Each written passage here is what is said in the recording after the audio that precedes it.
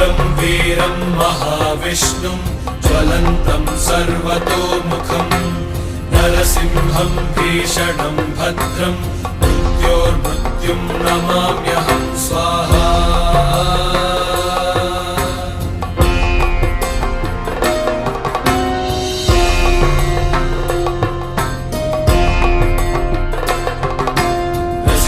कवचं वक्ष्ये प्रह्लादेनोदितं पुरा सर्वरक्षाकरं पुण्यं सर्वोपद्रवनाशनं स्वाहा।